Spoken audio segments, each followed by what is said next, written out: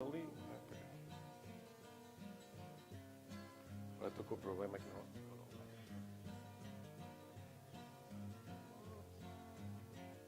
Se eu consigo apanhar. Cá está ele. Ok. E posso deixar o task manager lá por trás, não chateia ninguém, não é? E no limite continuar com a apresentação. Portanto.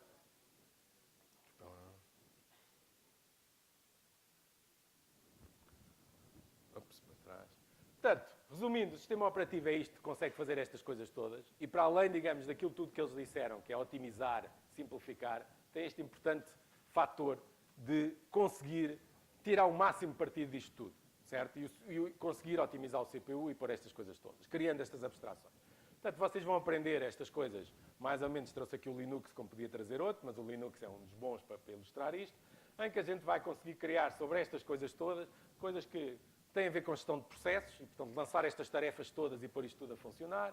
Tem a ver com memória. As aplicações não estão a ver a memória reduzida que eu tenho nesta coisa em termos de memória central. Não é? Estão a ver uma memória enormíssima, que não existe. Não existe porque parte está na memória central, parte está nos discos. Não é? Mas ele vê como se estivesse a trabalhar numa memória muito maior do que a memória real que eu tenho central. E tudo isso é criado por uma abstração do sistema operativo. Todos os periféricos aqui é fácil ligar e vocês hoje em dia então, pegam numa coisa qualquer, inserem no sistema operativo e ele automaticamente vai reconhecer que há ali um novo periférico, vai buscar o device driver, põe aquilo a correr. Não é? Tudo isso o sistema tem que gerir e tem que perceber. Depois tem toda a questão do sistema de fecheiros e, portanto, essa abstração importantíssima, nós guardamos os dados. E, finalmente, toda a questão da comunicação. Certo? Bom. E, claro, o Linux é aquilo, mas vocês podem olhar para coisas mais interessantes, como, por exemplo, o Android. E, quer dizer, no mapa do Android, para além do sistema operativo, não é, que está lá em baixo, o Linux kernel, idêntico ao anterior, com as modificações para aquilo correr num espaço relativamente reduzido, o sistema operativo hoje em dia alargou-se a muitas outras coisas, como os periféricos, como as interfaces gráficas, e muito disso, para andar depressa, tem que estar dentro do sistema operativo. E o sistema operativo tem uma enorme quantidade de componentes para conseguir gerir bem os recursos e geri-los eficientemente. Bom, portanto, isto fizemos, desculpem, o hardware, sistema operativo e depois a seguir temos esta coisa do middleware. Bom, também como este está aqui uma apresentação mais ou menos histórica, não é? Também fui buscar aqui umas coisas históricas e que estava ali o sair da caixa. A caixa é aquela que está ali, que estava já arrumada em Stanford lá a um canto e foi a caixa que eles usaram para fazer o primeiro processador da internet. Portanto, isto conseguiu. Também está ali o log, não é? A 25 de outubro de 1969, eles mandaram uma mensagem entre aquela caixa e outra caixa, não é? E aquilo num protocolo que nessa altura inventaram e que foi o IP e permitiu pôr as coisas a começar a comunicar, certo? Não é uma invenção, quer dizer, não era, não, pode ser, não, inventaram as redes. Não, redes, havia dezenas de redes, todos os grandes fabricantes tinham redes, tinham olhado para este aspecto, tinham resolvido de uma maneira ou de outra. De certo modo, da internet, pelo menos como eu vejo, é que um desenho relativamente simples, que é este, não é? De verem isto como um relógio de água, em que se conseguiu, relógio de água pela forma, não é? Em que se conseguiu normalizar ali um conjunto de protocolos, TCP, UDP e IP, que vocês vão também falar em quase todas as cadeiras que tenham a ver com isto, não é? Que na realidade permitiu ter uma camada de interoperação e manter a possibilidade de inovação, porque as redes, vocês tinham a dizer, mas porque é que tem ali tantas redes em baixo? Aquilo é muito pouco, a quantidade de redes que eu ali coloquei, não é? Porquê? Porque, obviamente, as redes que eu preciso para determinado tipo de aplicação dependem do meio e onde vou utilizar. A rede, não é? Que esta coisa tem para falar, eventualmente, com a internet, é um tipo de rede, mas se isto for usado para, por exemplo, fazer interface com o carro, não é? O tipo de rede que está a utilizar é outra rede totalmente diferente, certo? Porque eu não quero que ali o vizinho do lado, no carro dele, esteja a ouvir as minhas chamadas telefónicas, não é? Ou se isto fosse usado para outra coisa qualquer, a rede tem outras características. Pode ser pelo meio, pode ser porque eu quero tirar capacidade, é evidente, se tiver uma fibra óptica ligada ali ao computador, não é? Tenho uma capacidade de banda passante totalmente diferente se estiver a usar o éter, não é? Com todos os problemas que tenho aqui de propagação. E isso é inovação e vai continuar. Vão-se continuar a inventar redes bem adaptadas às aplicações. O que é que se conseguiu nisto? Foi que houvesse ali uma camada no meio, que de uma maneira normaliza e vos permite que o desenvolvimento em baixo e em cima se mantenha independente, certo? Isto, na problemática das redes, resolveu muitos problemas. É claro que, obviamente, também tem uma evolução, a própria estrutura que está ali no centro, mas permite que muitas destas coisas que a gente hoje fala, como se fossem triviais, ligar à rede, existam devido a esta camada de normalização, certo?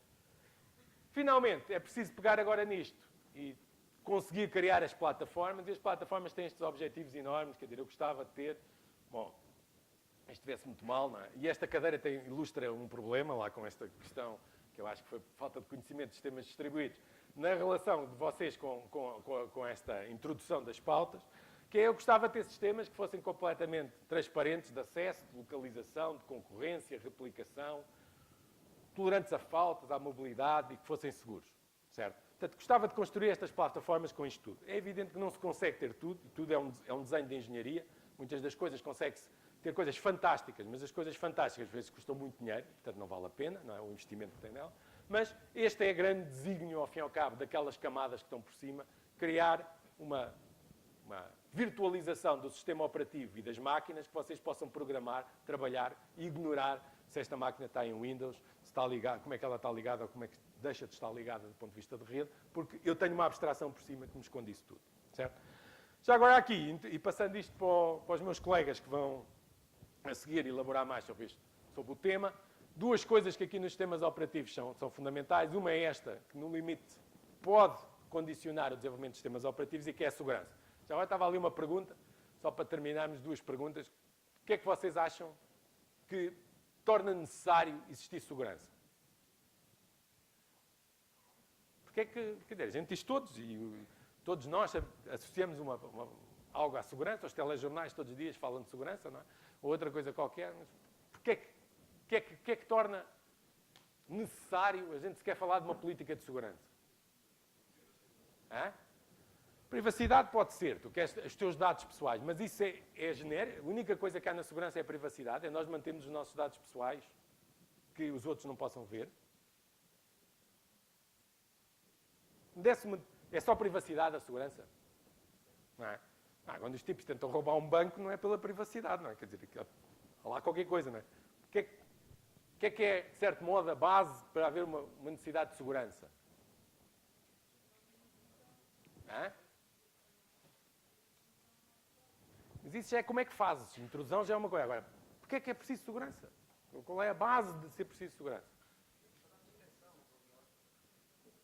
Informação valiosa. Uma coisa é proteger a informação, mas é só a informação é que é valiosa?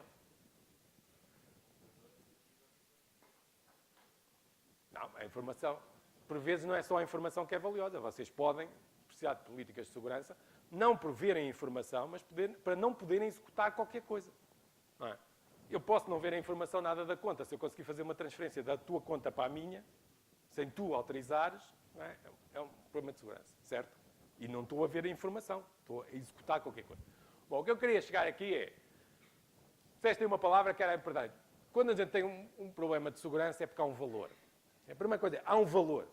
O ataque de segurança tem que ser sempre em relação a um valor. Se a coisa não tiver valor, certo? Não há problema de segurança, certo? Mesmo isso da privacidade que tu disseste, porque a gente atribui um valor à privacidade, certo? Não. Alguns atribuem, outros não. Esta nova geração, não é? Atribui muito menos valor do que a minha, não é? Vocês metem tudo mais ou menos em público, não é? Dos Facebooks a não sei o quê. Portanto, atribuem menos valor à privacidade. Mas há um valor ao qual se atribui. Esse valor pode ser dinheiro, pode ser informação, pode ser outra coisa qualquer. E, portanto, a primeira coisa é que há um valor. A segunda pergunta sobre isto é, há um valor e como é que eu, de alguma maneira, torno vulnerável esse valor? O que é que torna vulnerável? O que é que, de alguma maneira, facilita um ataque ao valor e que, portanto, implica que se eu... Desculpa? A ver? Se tiver ao alcance de todos. Não está mal, logo como primeira definição. Sim, há um bocadinho... Bom, pegando no que ela disse, realmente, esse do alcance de todos é isso. Mas pode-se dizer de outra maneira. Quando vocês têm um bem e esse bem está em espaço partilhado, tornam intrinsecamente inseguro. O partilhar, se pensarem genericamente, agora estou a falar de segurança, qualquer coisa. O Presidente dos Estados Unidos está mais seguro dentro da Casa Branca do que quando está na rua, certo? Por isso é que é preciso uma política de segurança quando ele anda na rua, porque está num espaço partilhado. A minha carteira está, por acaso não a trouxe, está mais segura aqui no meu bolso do que se eu a puser ali em cima da mesa. Apesar da gente aqui todos ser honestos, e não é por isso, mas em cima da mesa, não é? Obviamente está num espaço partilhado e pode desaparecer, ninguém sabe porquê, não é? Certo? Portanto, tudo isto tem a ver, ao fim e ao cabo, com a capacidade de partilha. Qual é que é, aqui duas coisas, a boa notícia e a má notícia? Portanto, a má notícia é esta, não é? É que tudo isto que eu disse dos sistemas operativos, das redes e tudo o que tivemos a falar, o grande objetivo de engenharia que normalmente está por trás é partilhar tudo. Vocês têm sistemas de ficheiros onde partilham ficheiros. Vocês gostam, e eu ali no meu computador também tenho, de partilhar programas. Vêm programas de um sítio qualquer do mundo, entram ali na minha memória. Não é? Eu fico satisfeitíssimo, consegui fazer o download de uma aplicação e aquilo está a correr, certo? Vocês estão a partilhar um código com alguém, certo? Vocês estão a partilhar as redes. As redes são economicamente... Toda a evolução das redes consegue ser redes muito eficazes e muito económicas. Porquê? Porque aquilo está a partilhar em extremo, não é? Vocês estão a partilhar todas as redes que estão aqui à volta. Quanto mais não seja o éter, não é? Estamos todos aqui, de alguma maneira, a emitir com os telemóveis, não é? E estamos todos a partilhar o mesmo meio, certo? Portanto, tudo o que fizemos na informática, da engenharia, é no sentido da partilha. Portanto, a má notícia é que tornámos isto o sistema mais inseguro que se pode obter, não é? Portanto, criámos uma partilha massiva que torna o mais inseguro possível, certo?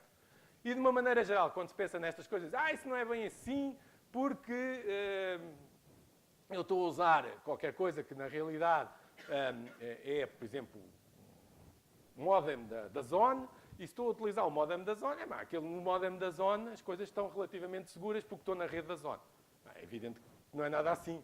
A rede da Zone não existe. A rede da Zone passa por cabos da PT, por cabos de outros operadores, por N outras coisas. E, portanto, vocês nem fazem a mínima ideia para onde é que os vossos bits estão a passar. Certo? Portanto, nesta questão da segurança, a nossa visão aqui em ASO é o pressuposto que devemos assumir o pior possível. Não é? Portanto, vocês têm uma partilha enorme, têm imensas condições que vos tornam isto e, portanto, o que é que a gente tem que construir? Construir sistemas que, na realidade, consigam ser seguros. Portanto, a boa notícia é, está bem, mas existe uma coisa fantástica, não é? Que o gênio humano inventou, não é? Que se chama criptografia, por exemplo, e consegue ser uma base, uma pedra angular da gente conseguir, à volta da criptografia, construir coisas fantásticas, que na realidade podem tornar coisas muito seguras. Certo? E este é um dos nossos grandes desígnios. Último, muito rápido. Posto aqui, não é? E o primeiro está lá escrito qual é, o segundo, não sei se alguém conhece o segundo da fotografia? Não tem. Mas pronto, é um motor de uma KTM e, portanto, as motas a sério para fazer todo terreno e raio, certo? A pergunta é, se eu pusesse esta frase, que está aqui, fiabilidade, não é? Dissesse uma coisa, eu quero fiabilidade. Não sei se vocês sabem o que é, mas se não souberem podem perguntar. Qual é que compram? Qual é que vocês escolhiam? Por ser alemão, isso podia meter ali um motor de um Porsche e também fazia a mesma pergunta. Não é por ser alemão. Qual é que vocês escolhiam? Se a pergunta fosse, está aqui fiabilidade, escolha um motor. Da direita para ti é este. Sim. Porquê? Muito bem. Não, é evidente que vocês podem achar o Ferrari lindíssimo, não é? Aquele Ferrari que estava ali, o motor do Ferrari, mas aquilo não, por acaso, que aquele é de produção, não é um de Fórmula 1. Mas o motor de uma Fórmula 1 é para aguentar 3 horas. Certo? E se aguentar 3 horas, ótimo, não é? Tem imensas coisas fantásticas, aceleração, binário, funciona. Está bem, mas eu não estou a falar disso. Estou a falar de fiabilidade. Certo? Quanto mais peças vocês metem num sistema, mais intrinsecamente o sistema é pouco fiável. Certo? Porque vai depender probabilisticamente de todos os elementos que lá colocam e, portanto, quando vocês também... Uma cadeira que eu espero que vocês gostem muito, que é probabilidades, que é já agora aquela que tem maior taxa de reprovação neste curso, mas que vocês deviam estudar, as probabilidades estão intrinsecamente associadas a isto. E, portanto, é evidente que um motor monocilindro, que é o que está ali, um motor monocilindro daquelas motas, é monocilindro, não é porque eles não querem gastar dinheiro a fazer um de 4 cilindros, certo? É porque aquela moto não é para velocidade, não é para andar muito rápido, não é para ter um binário fantástico, não é para ter as rotações relacionadas com a potência de uma forma como tem os outros motores e, portanto, este é um problema típico. Portanto, se voltarmos aqui aos nossos, a má notícia também, novamente, é que os sistemas informáticos têm milhões de componentes. Não é? Tudo isto que está aqui, desde os transistores até se eu contasse os transistores, é um sistema muito complexo. Se agora falar da internet, tudo por onde isto está a passar, certo? Os routers, os cabos, as conexões, tudo isto torna o sistema muitíssimo complexo, certo?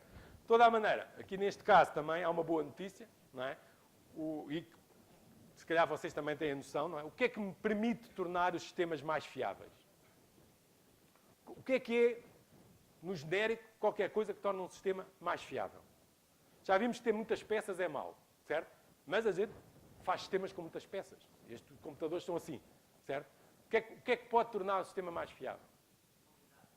Qualidade, pá, sim. Mas isso, qualidade é muita cara, não é? Que, de certo modo, tens que conseguir testar tudo e, já agora, pá, nestes sistemas muito complexos, é impossível testar tudo. É demasiado complexo, a gente não tem ferramentas para isso. Quanto muito consegue testar as aplicações de software, e espero que vocês também aprendam bastante sobre isso, que é um dos grandes problemas, mas não conseguimos só assim fazer isso. Como é que se tornam as coisas fiáveis? Distribuir à partida não é pior. Mais coisas, menos fiável. Eficiente? Desculpa, não percebi. Não sei. Eficiência, tornar mais rápido. Eficiência é rapidez, não é? Não, isso não torna fiável. O Ferrari é muito eficiente, mas não é mais fiável. Não estou a dizer a palavra-chave. Isso é uma coisa, isso é mais definição de faculdade de letras, organização, não. Isso é uma coisa mesmo a sério. A palavra, muito bem, redundância. A redundância é a única forma que a gente tem de tornar as coisas fiáveis, certo? Vocês têm 2 olhos, não é? Qualquer razão. Por acaso, lá os sistemas biológicos não puderam 2 corações, o que é uma chatice, não é? Quando um falha. Pronto. Mas, se vocês têm qualquer coisa com redundância, a redundância vai-vos permitir tolerância a faltas. Não é? E é isso, de certo modo, é a chave disto. Nós tendo sistemas distribuídos com estas plataformas, nós, por um custo quase marginal, podemos tornar as coisas muito redundantes. Não é? Graus de redundância muito elevados.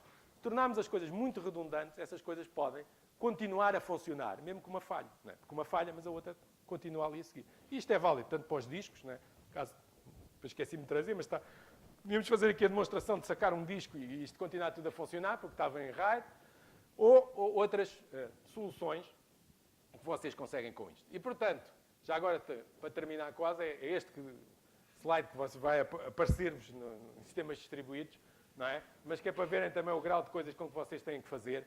Mais importante que a fiabilidade é está a funcionar e eu quero saber a probabilidade daquilo deixar de funcionar. Isso é muito importante se eu estiver a fazer satélites, estiver a fazer coisas que a reparação é muito difícil ou muito cara, certo? Nós, na informática, vamos estar mais interessados que a fiabilidade nisto que está aqui, que é a disponibilidade. E a disponibilidade é a probabilidade que eu tenho, uma relação entre o tempo que aquilo está em baixo e o tempo que está a funcionar. Isso é que me interessa, certo? O que me interessa é que o sistema esteja a funcionar. Mesmo que esteja mais degradado ou menos degradado, eu não quero é que o sistema pare, certo? E se vocês forem fazer coisas, por exemplo, para a indústria de telecomunicações, que é uma indústria, vocês têm que pôr coisas que estão ali de grau 5, certo?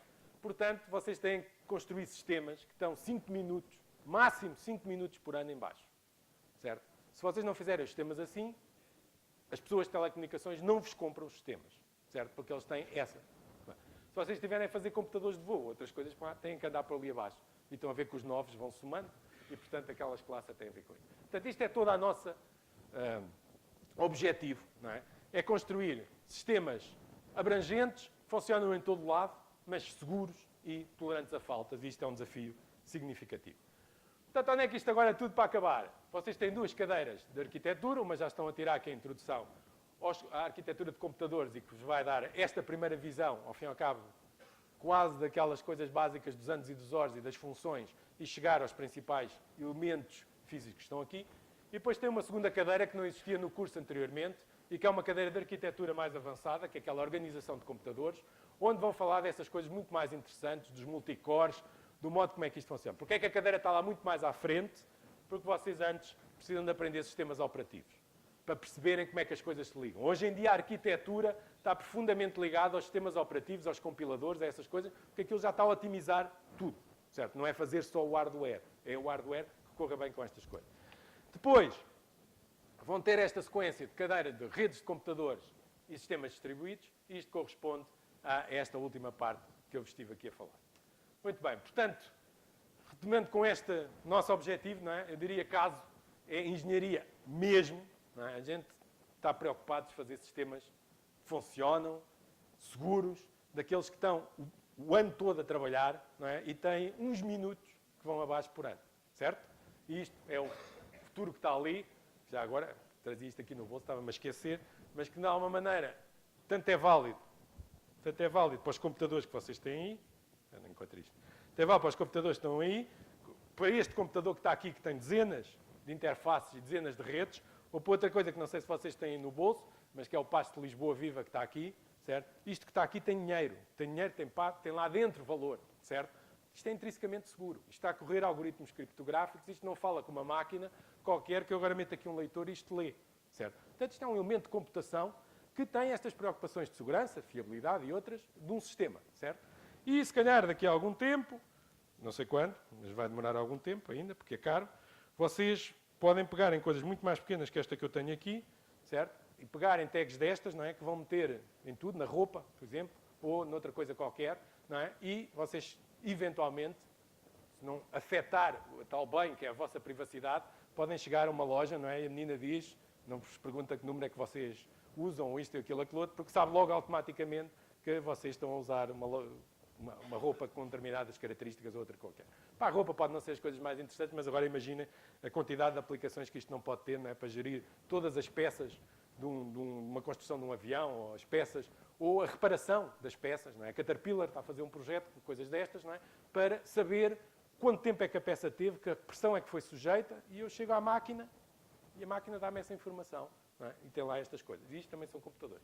E, portanto, juntar isto tudo é o nosso objetivo. Passava agora aos meus colegas, que já estão um bocadinho apertados de tempo, não sei qual deles é que vai... Vamos falar de coisas mais avançadas do que aquilo que eu vos disse.